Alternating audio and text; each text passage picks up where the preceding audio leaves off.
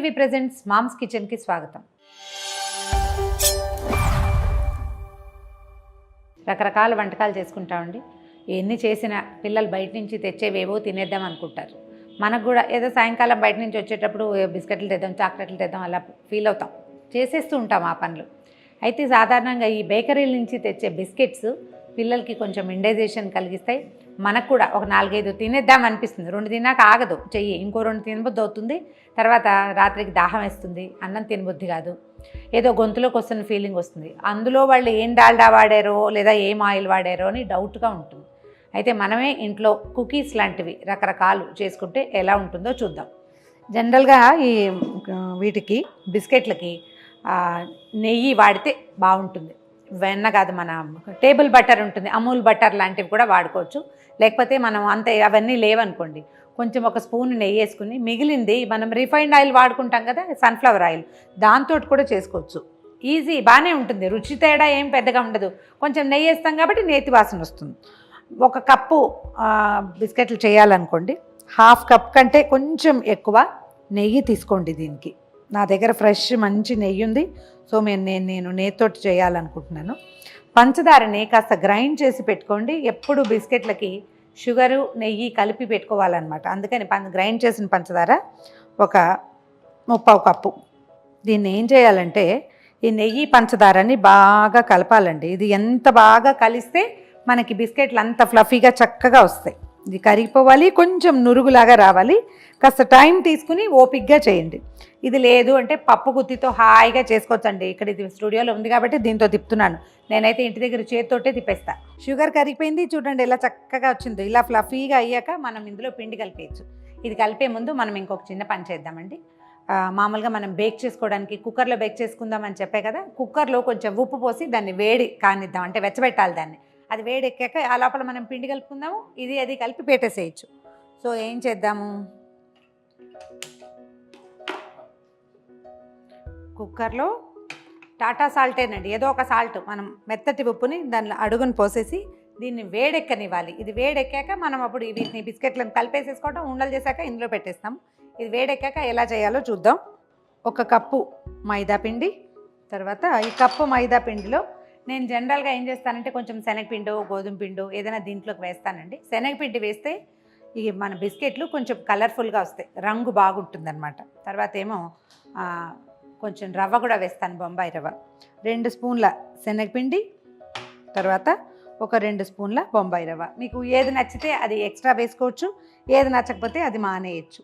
దీంతోపాటు ఏం చేద్దామంటే 1 చిటికెడు సాల్ట్, కొంచెమే. తర్వాత ఏమో 1/2 స్పూను, చిన్న స్పూను బేకింగ్ పౌడర్. ఇది మనం పిండిలో అయినా కలిపేయచ్చు, దీంట్లోనా కలుపుకోవచ్చు. ఈజీగా ఏం చేయాలంటే దీన్ని చేత్తో కలిపేసుకోవాలి. ఒకసారి దీన్ని మొత్తం కలిపి అప్పుడు చూద్దాం. 1 చిటికెడు ఏలక పొడి, బిస్కెట్ల వాసన చాలా బాగుంటుంది ఏలక పొడి వేసుకుంటే. ఒకవేళ మీకు ఇంట్రెస్ట్ ఉంటే వెనిలా ఎసెన్స్ వేసుకోవచ్చు. పిల్లలకి ఫ్రూట్ స్మెల్ నచ్చుతుంది అనుకుంటే మిక్స్డ్ ఫ్రూట్ ఎసెన్స్ దొరుకుతుంది, అది కానీ పైనాపిల్ ఎసెన్స్ దొరుకుతుంది. ఏదైనా సరే ఎసెన్స్ లాంటివి ఏమైనా వేసుకున్నా కూడా బిస్కెట్ కాలుతుంటే కూడా భలే మంచి వాసన వస్తుంది. ఇలాచీ వేసి మనం జనరల్ స్వీట్ వాసన వస్తుంది. మన అలవాటు, మన ఇష్టాన్ని బట్టి. దీన్ని గోధుమ పిండి పిసికినట్టు పిసికేయాల్సిన పని ఏం లేదండి. జస్ట్ అన్నీ కలవాలి బాగా ఈవెన్గా. అండ్ ఈ నెయ్యి పంచదార కలిపాం కదా, ఆ మిక్స్చరు ఈవెన్గా కలిసిపోవాలన్నమాట. చూడండి, ముద్ద కరెక్ట్గా వచ్చేసింది. పెద్ద పాలు పట్టాల్సిన అవసరం కూడా లేదు. ఈ ముద్దను ఏం చేద్దాం, చిన్న చిన్న బాల్స్ షేప్లో, మనకి కుకీస్ కావాల్సిన షేప్లో చేసుకోవచ్చు. జనరల్గా మనం బేకరీల నుంచి తెచ్చేవి ఎట్లా ఉంటాయి, కొంచెం గుండ్రంగా, తర్వాత ఇట్లా ఫ్లఫీగా ఉంటాయి కదా, కొంచెం పెద్ద సైజు మనకు కావాల్సిన సైజులో చేసుకోవటము. ఒక ప్లేట్కి కొద్దిగా నెయ్యి రాసేసి ఆ నేతి పెట్టిన ప్లేట్లలో మనం కావాల్సినన్ని, అంటే దానికి సరిపడా పెట్టాలి, ఎక్స్ట్రా పెట్టకూడదు. అంచులు పగలకుండా చూసుకోండి. కొంచెం గుండ్రంగా షేప్ చేసుకోవటము, కొంచెం గ్యాప్ తోటి పెట్టుకోవాలి, మరీ దగ్గరగా పెట్టకూడదు, ఇవి కాస్త పొంగుతాయి కదా. ఇలాంటి పనులు చేసేటప్పుడు మనం కుక్కర్ పెట్టాం కదా, అలాగే ఇంకొకటి పెద్దది ఏదైనా ఇంకో వస్తువు కూడా ఉంటే 2 పెట్టుకుంటే ఎట్ ఏ టైం బిస్కెట్లు తొందరగా వచ్చేస్తాయి అన్నమాట. ఇవి ఎందుకంటే బేకింగ్కి ఒక 15 మినిట్స్ టైం తీసుకుంటుంది. 15 చెల్లగా 15, అదే ఒకసారి 7-8 పెడతాం, 7-8 చెల్లగా మళ్ళీ ఇంకో 7-8 అలా పెట్టాల్సి వస్తుంది. అదే మనం ఒకేసారి 2 పాత్రలు కనుక స్టవ్ ఎక్కించగలిగితే మన వెసులుబాటుని బట్టి చేసుకోవచ్చు. వీటి మీద ఒక చిన్న మార్కింగ్ లాంటిది చేద్దామండి. ఈ పార్ట్లు పొంగుతాయి అన్నమాట. ఇవి బాగుంటుంది చూడ్డానికి. మనం ఇంట్రెస్టింగ్గా చేసుకోవచ్చు. ఒట్టిగా గీతలు గీయచ్చు, లేకపోతే చిన్న క్రాస్ లాంటిది ఏదైనా చేయొచ్చు. ఈ పార్ట్ పొంగుతుంది. మనం దీని మీద పెట్టే జీడిపప్పు కానీ, బాదం పప్పులు కానీ, లేకపోతే పిస్తా పప్పులు కానీ కొంచెం హోల్డ్ చేస్తాయి.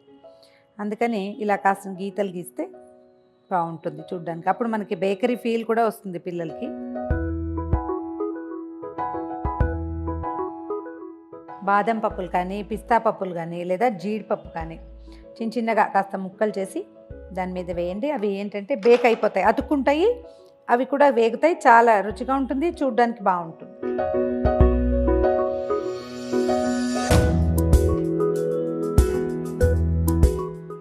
సెవెన్ పెట్టాము.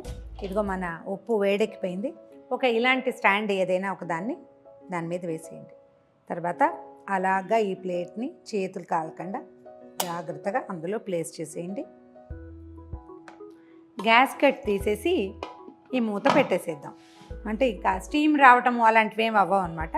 ఈ ఉప్పు బాగా వేడిగా ఉంది కదా, వేడిగా ఉన్న ఉప్పు మీద మనం పెట్టిన ప్లేట్ తోటి చక్కగా కాలుతాయి. ఒక 15 మినిట్స్ నుంచి 18 మినిట్స్ అక్కడ, జనరల్గా 15 నిమిషాలు సరిపోతుంది.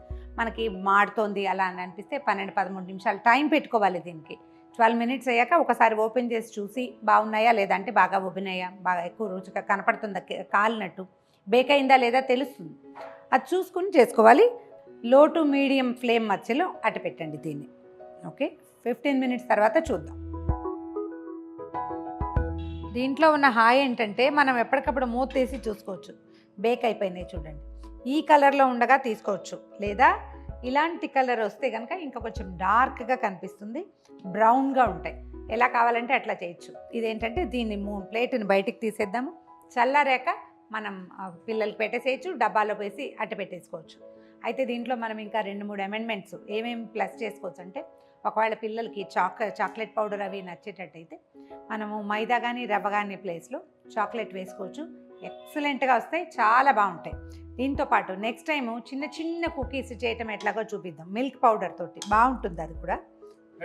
సో ఈ ప్లేట్ బయటికి తీసేస్తున్నాను. మన దగ్గర ఇంకా పిండి ఉంటే ఇంకో ప్లేట్లో వీటిని రెడీ చేసుకోవటం, మళ్ళీ పెట్టేసుకోవటమే. అంటే ఈ ఉప్పుని పారే ఎక్కర్లేదండి, కుక్కర్తో పాటు పక్కన పెట్టండి. చల్లారిపోయిన తర్వాత ఏదైనా కవర్లో పోసి ఓ పక్కన పెట్టుకోండి. మనం ఎప్పుడు బిస్కెట్లు చేసినా కూడా ఈ ఉప్పుని హ్యాపీగా వాడేసుకోవచ్చు, చక్కగా ఉంటుంది, ఏమి ఇబ్బంది ఉండదు. ఇసుక పోసి కూడా చేసుకోవచ్చు. గండ్ర ఇసుక కనుక మనకు దొరికితే అది కూడా పోసుకోవచ్చు. చూడండి ఎలా కుదిరితే ఎట్లా ప్లేటింగ్ చేద్దాం. ఇవి ఎట్లా వచ్చాయో చూద్దాం బిస్కెట్లు.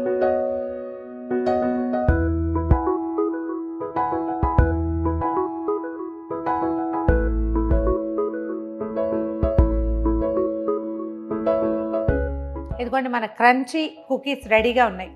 వీటిల్లో మనం బేస్ మాత్రం ఉంచుకుని ఏవైనా ఎలాగైనా మార్చేసుకోవచ్చు.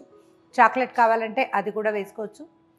రవ్వ శనగపిండి ముందు వెనక చేసుకోవచ్చు. అసలు అవి ఏవి వేయం, ఒట్టి మైదా పిండితో చేస్తామన్నా చేసుకోవచ్చు.